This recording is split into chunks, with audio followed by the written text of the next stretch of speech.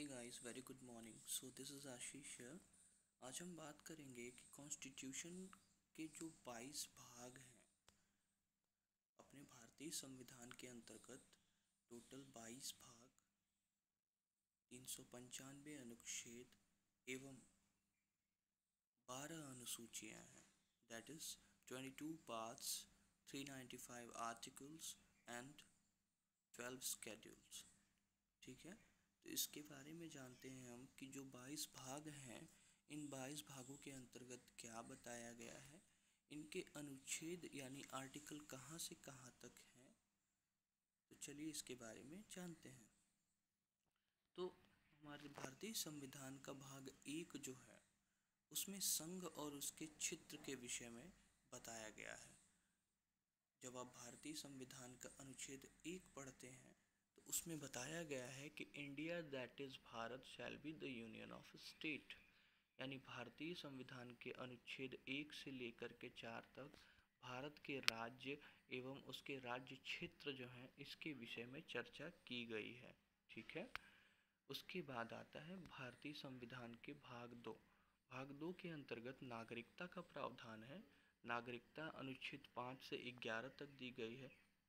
इसमें इन बातों को बताया गया है कि भारतीय संविधान के कानूनों के अंतर्गत किसी व्यक्ति को भारत की नागरिकता कैसे दी जाएगी, कोई व्यक्ति किन किन आधारों पर भारतीय नागरिकता को पा सकता है और किन आधारों पर अपनी नागरिकता को त्याग कर सकता है। ठीक है, तो इन चीज़ों को अनुच्छेद 5 से 11 के बीच दिया गया है। तत्पश्चात बहुत ही इम्पॉर्टेंट भारतीय संविधान का भाग 3, जिसके अंतर्गत मूल अधिकार है, जो हमने यूएसए से लिया है, अमेरिका से लिया है। मूल अधिकार, इसको मूलभूत अधिकार या मौलिक अधिकार भी कहा जाता है।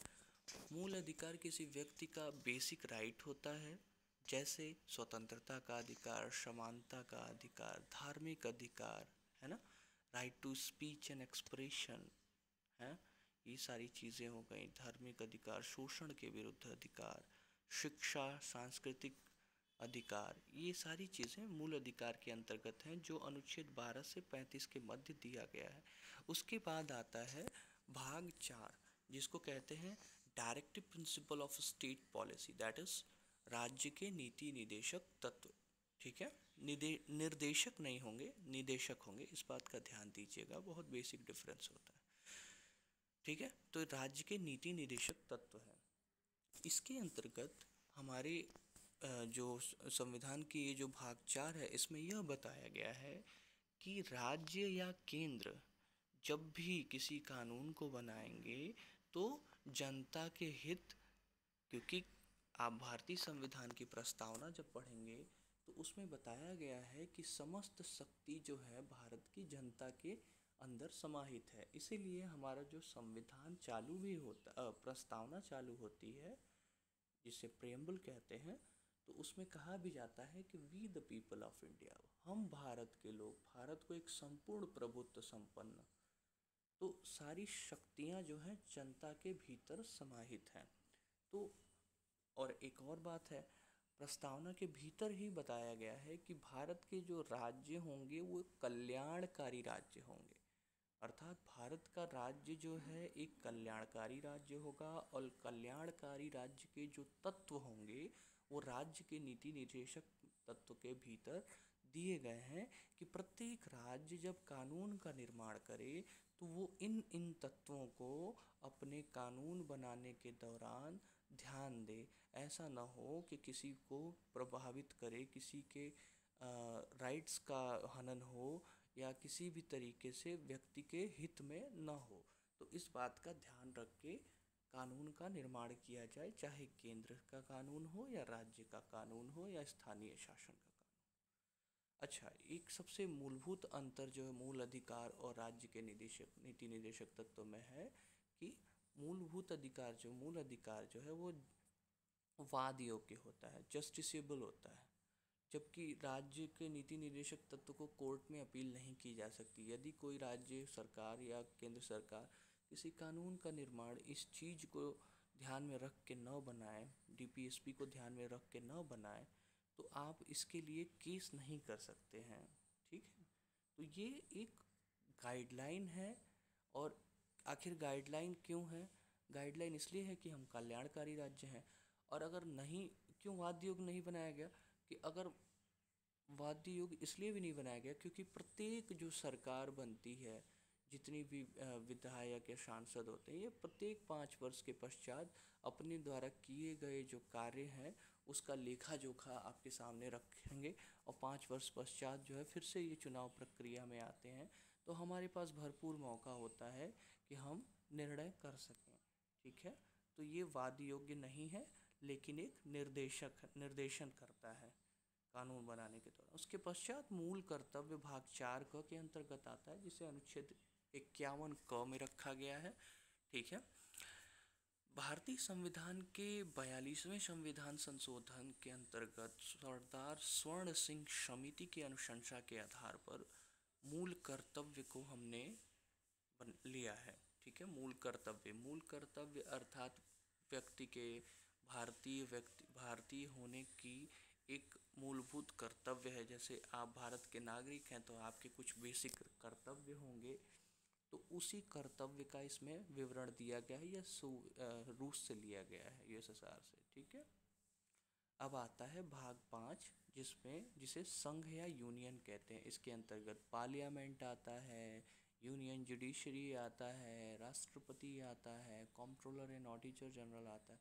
तो ये भाग जो है, भाग 5 जो है, ये बेसिक जानकारी देता है कि संघ की सरकार के भीतर क्या क्या चीज़ें हैं, उसके विषय में बताता है। तो अनुच्छेद 52 से 151 के भीतर इसके दिया गया है।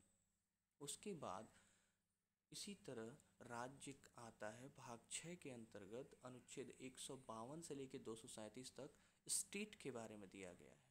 ठीक है, विधानमंडल, राज्य की न्यायपालिका, ऐसे करके दिया गया है।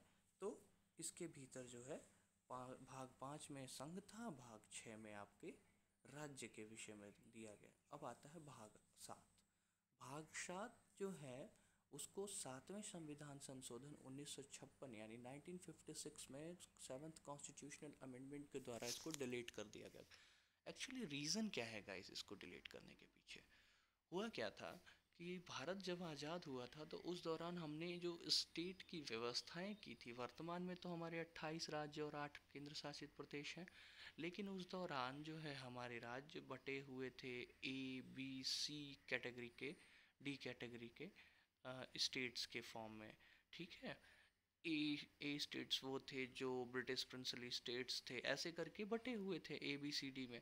लेकिन बाद में ऐसा हुआ कि किसी राज्य को मतलब स्पेशल राज्य और स्पेशल राज्य का वो ओहदा देना, किसी को नॉर्मल वो करना, तो ये डिफ्रेंसिएशन हो रहा था। तो इक्वलिटी इस्टेब्लिश करने के लिए 7वें संविधान संशोधन 1956 के अंतर्गत एक नॉर्मल व्यवस्था की गई कि भारत में इतने राज्य होंगे और इतने केंद्र शासित प्रदेश होंगे। ठीक है, अच्छा ये भी था कि उस समय में जो राज्यों का निर्माण हो रहा था भाषाई आधार पर होता था, तो कहीं पे होता था एथनिसिटी के आधार पर हुआ था, जिसके लिए धर आयोग बना था, फजल अली आयोग बना था, जिन्होंने कहा था कि भाषा के आधार पर राज्यों का बंटवारा किया जाना ठीक नहीं है, राज्यों का निर्माण किया जाना। तो ये सब चीज़ें थी, लेकिन फिर भी 1956 में जब ये व्यवस्था आई नई, तो इसे डिलीट कर दिया गया। ठीक है, भाग 8 आता है। भाग 8 के अंतर्गत राज्य संघ राज्य क्षेत्र के बारे में हम बात करते हैं। संघ राज्य क्षेत्र से आशय है कि यूनियन टेरिटरी के बारे में हम बात कर रहे हैं। यूनियन टेरिटरी जो कि भारत में वर्तमान में 8 है। ठीक है, इसमें विशेषकर 239 आर्टिकल 239A एंड 239AA के बारे में बात किया गया है। इसमें क्या है, दिल्ली और पुदुचेरी की व्यवस्थाओं के बारे में बात किया गया है। चूँकि भारत के 8 केंद्र शासित प्रदेशों में से मात्र 2 ही ऐसे केंद्र शासित प्रदेश दिल्ली और पुदुचेरी हैं जिनमें विधानमंडल की व्यवस्थाएं हैं, जिनकी खुद की विधानसभाएं हैं। ठीक है, तो इसके विषय में भी प्रावधान किया गया है कि संघ राज्य क्षेत्र क्या है। ठीक है, उसके पश्चात आता है भाग 9 पंचायत, बहुत इंपॉर्टेंट, गांधीयन आइडियोलॉजी पर बेस्ड ये है भाग 9 का पंचायत। इसमें आर्टिकल 233 से लेके 233O तक का दिया गया है। पंचायत जो है बलवंत राय मेहता कमेटी के अनुशंसा पर 73rd कॉन्स्टिट्यूशनल अमेंडमेंट के द्वारा भारत में 1992 में ये व्यवस्था लागू की गई। हालांकि आप अगर पढ़ते हैं directive principle of state policy, जिसके अंतर्गत आर्टिकल 40 अगर पढ़ते हैं, अनुच्छेद 40, उसमें भी बताया गया है कि there should be panchayats in the local level, है ना, इसके बारे में बताया गया है। तो पंचायती राज व्यवस्था जो है ये गांधीयन आइडियोलॉजी पे है, गांधी जी की विचारधारा पर आधारित एक व्यवस्था है, और ये भाग 243 और 243 ओ के अंतर्गत है। और पंचायत के टोटल 29 फंक्शन होते हैं, जिसमें 243 से लेके 243 ABCD करके ओ तक जाता है, ऐसी चीज़ें हैं, ठीक है। उसके बाद आती है नगर पालिकाएँ। नगर पालिकाएँ भाग 9 क के अंतर्गत है, 9A के अंतर्गत। और भारतीय संविधान के कॉन्स्टिट्यूशनल अमेंडमेंट जो 74th हुआ था, उसके अंतर्गत हमने इसको शामिल किया है। और ये 243P से 243ZG तक है। नगर पालिकाएँ से जहाँ पर विलेज पंचायत नहीं है, वहाँ पे, जहाँ पे सिटी है, वहाँ पे नगर पालिकाओं का कॉन्सेप्ट है, ठीक है। उसके बाद कोऑपरेटिव सोसाइटीज़ आती हैं, 243ZH से ZT तक है। कोऑपरेटिव सोसाइटी सहकारी समितियों के बारे में है, ये तो काफ़ी बाद में बना है। और उसके बाद भाग 10 आता है, पार्ट 10 आता है, जिसमें अनुसूचित जाति और जनजाति के क्षेत्र के विषय, मतलब जो शेड्यूल एरियाज़ हैं उनके विषय में बताया गया है कि उनके क्या क्या राइट्स होंगे, कल्चरल राइट्स उनके क्या होंगे, वो अपने एजुकेशनल इंस्टीट्यूशन को कैसे क्या कर सकते हैं, तो उनके बारे में बताया गया आर्टिकल 244 और 244। उसके बाद आता है संघ और राज्यों के बीच संबंध है, भाग 11 पार्ट 11 के अंतर्गत जो है 2 प्रकार की बातें की गई हैं कि संघ और राज्य एक दूसरे से कैसे जुड़े हुए हैं। तो एक एडमिनिस्ट्रेटिव कंट्रोल होता है, एक जुडिशियल कंट्रोल होता है, एक न्यायिक होता है, एक प्रशासनिक होता है। 2 प्रकार से राज्य आपस में संघ से जुड़े हुए हैं। उसके बाद आता है, ये 245 से 263 तक था, ठीक है। उसके बाद आता है पार्ट 12, डेट इज़ वित्त, जैसे जैसे जिसे कहते हैं फाइनेंस, संपत्ति, संविदाएं, कॉन्ट्रैक्ट और वाद। ये 264 से 300 ये एक ऐसा आर्टिकल है जिसमें आपने पढ़ा होगा कि भारतीय संविधान के मूल अधिकारों के अंतर्गत संपत्ति का अधिकार भी हुआ करता था। 7 अधिकार थे, जिसमें से एक ये आपका संपत्ति का अधिकार हुआ करता था, ठीक है। लेकिन संपत्ति के अधिकार को 44वें संविधान संशोधन 1978 के द्वारा डिलीट करके एक इसको लीगल राइट बना करके, विधिक अधिकार बना करके अनुच्छेद 300A के अंतर्गत इसको डाल दिया गया, ठीक है। तो ये हमारा भाग 12 हो गया। भाग 13 जो है ये भारत के राज्य के भीतर व्यापार, वाणिज्य और समागम है, ठीक है। ये ट्रेड के बारे में है, ट्रेड कॉमर्स के बारे में है कि भारत के राज्य के भीतर ट्रेड और कॉमर्स कैसे होगा, ठीक है, उसकी व्यवस्थाएं क्या होंगी, इसी के विषय में 301 से 307 तक दिया गया है, ठीक है। अब आता है भाग 14 जो संघ और राज्यों के अधीन सेवाएं हैं, ठीक है, जो कि हमारी जो ऑल इंडिया सर्विसेज होती हैं, स्टेट सर्विसेज होती हैं, उनके क्या राइट्स होते हैं, क्या कैसे चुना जाता है, क्या प्रक्रियाएं हैं, ये सारी चीज़ें जो हैं इसी आर्टिकल 308 से 323 के बीच में दी गई हैं। उसके बाद आता है हमारा part 14A, date is tribunal और अधिकरण। अधिकरण के बारे में बात किया गया है, अनुच्छेद 233A and 223A and 223B, 323A और 323B के अंतर्गत अधिकरण यानी ट्रिब्यूनल्स के बारे में बात किया गया है। आपने बहुत से ऐसे ट्रिब्यूनल्स के नाम सुने होंगे जो अपने काम बहुत अच्छे से करते हैं, जैसे नेशनल ग्रीन ट्रिब्यूनल का नाम आपने सुना होगा, वाटर डिस्प्यूट से रिलेटेड जो था वाटर ट्रिब्यूनल था।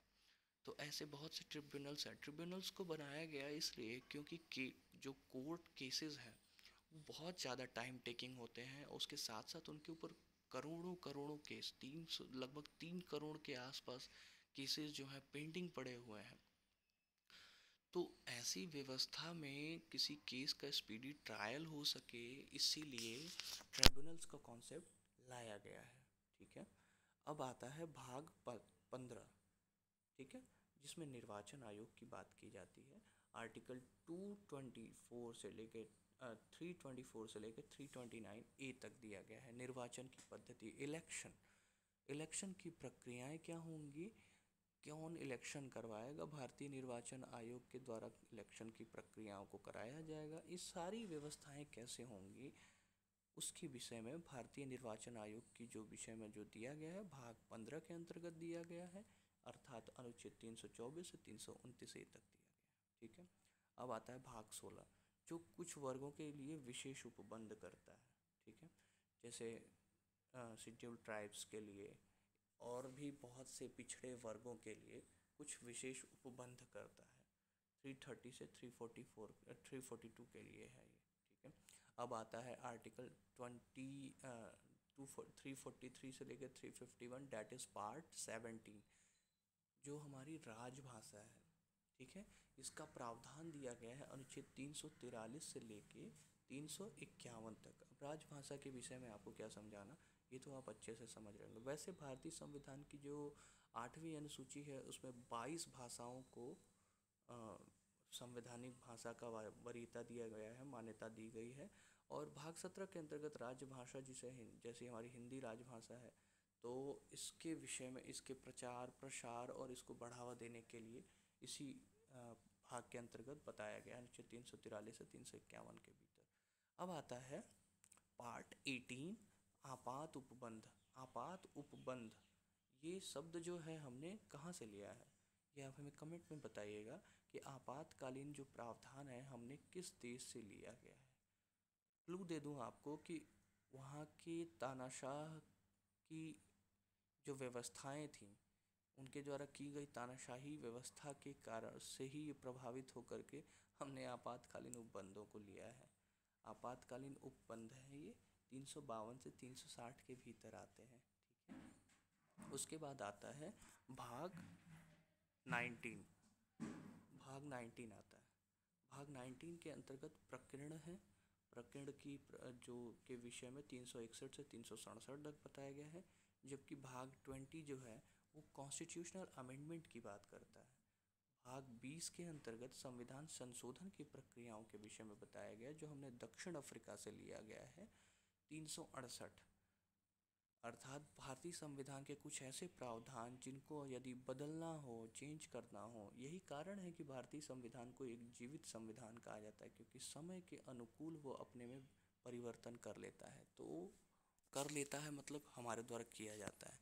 तो आखिर ये किस प्रक्रिया के अंतर्गत होता है, तो ये अनुच्छेद 368 की जो विधि है उसी के अंतर्गत जो विशेष बहुमत जो 2/3 और 50% +1 ये जो प्रक्रियाएं हैं मेजॉरिटी से जो पास की जाते हैं कानून को, ये 368 के ही अंतर्गत होते हैं। ठीक है।